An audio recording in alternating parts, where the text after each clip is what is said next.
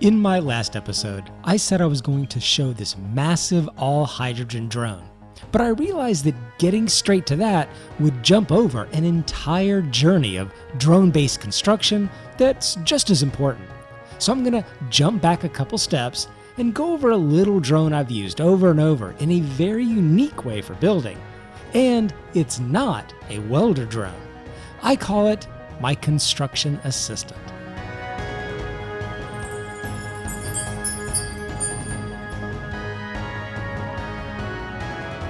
The construction assistant had to fall within some very strict parameters for it to fulfill its intended use.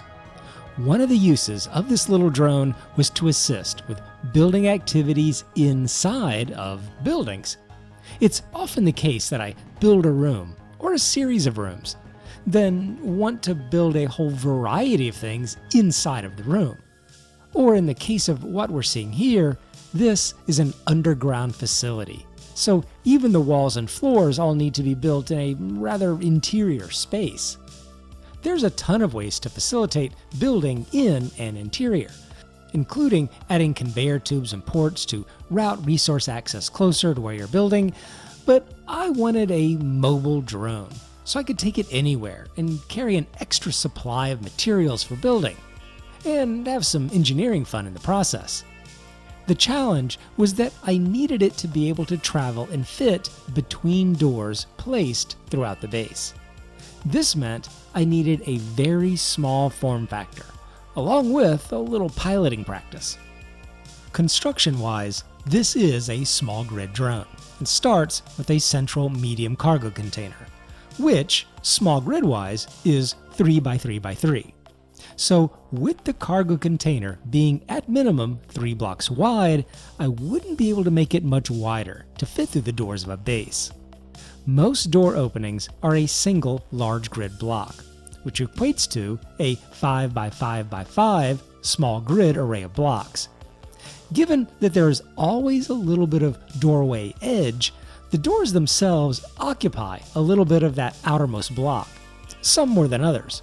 So it really only leaves 3 clear blocks of width inside the doorway, with a little bit extra left over by the doorway frame.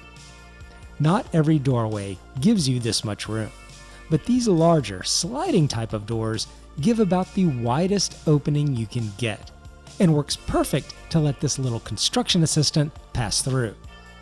Having interior rooms is particularly good to prevent accidental atmospheric breaches or just wanting to take your drone in and out of the building. Height is particularly tricky and has similar tight constraints, but maybe even a little bit closer. If you add together that extra bit of leftover door frame at the top and bottom, it leaves you with an extra 4th small grid block and a tiny bit left over.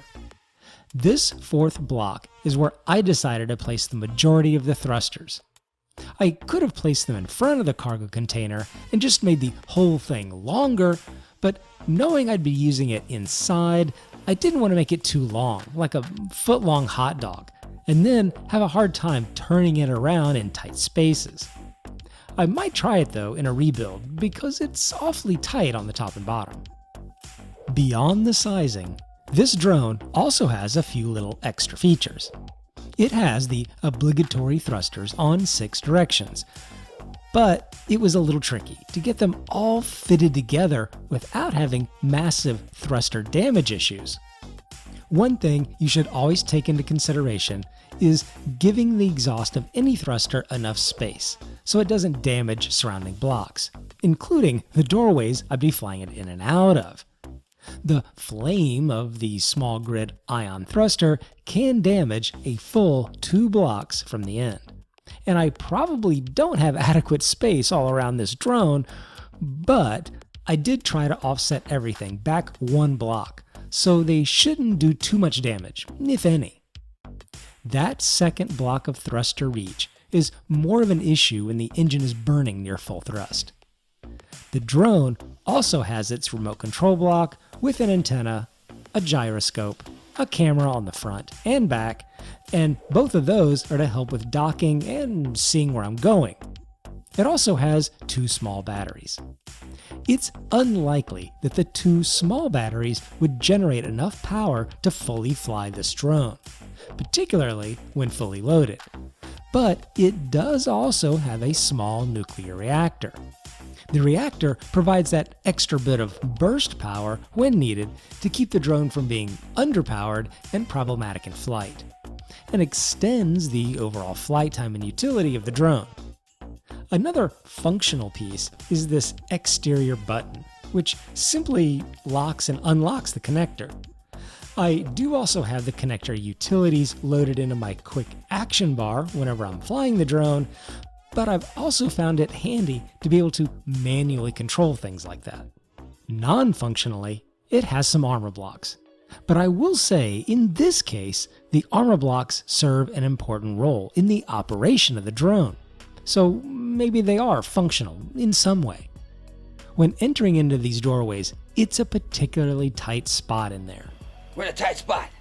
And it's a little difficult just using a camera to know exactly how you're positioned in the doorway. So these angled blocks help the drone slide right into position and avoid taking a lot of damage. Same is true for these rear blocks that just help maintain that overall shape as you pass through. Once I did it a time or two, I got to know where on the door I needed to line up the camera and had very little issue getting it from one room to the other or through corridors.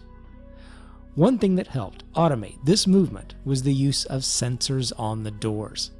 I had these sensors in place just to help my character move through the base without having to constantly focus on a door, open it, close it behind me, and all that. They would just automatically open and close. And with some timings set, would help keep the room properly pressurized. I'll talk more about sensors another time, but for right now, know that you can set a sensor to open a door when a small grid ship is nearby. That's what I did on these doors. So no matter where I am, the drone can move on its own, independently as its own entity. Before I hit the last couple drone features, let me give a quick shout out to the people at Miximal Hosting for hosting this dad speed server of space engineers. Miximal offers affordable gaming servers and is the one platform for all your hosting needs. Miximal, changing the hosting industry one server at a time. Now, back to the drone. This construction assistant is exactly that, an assistant. And with this complement of small ion thrusters, it's mainly for use in the weightless environment of space. You'd need something a lot more for anything planet-side.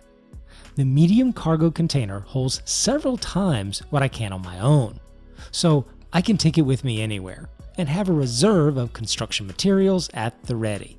I've also got to say, just the act of piloting this drone around through the base feels like its own little mini game I've created. When you're piloting a drone, it makes these little beeping sounds, and you're viewing the world through the eye of the camera. It's all just very cool maneuvering around inside of the base.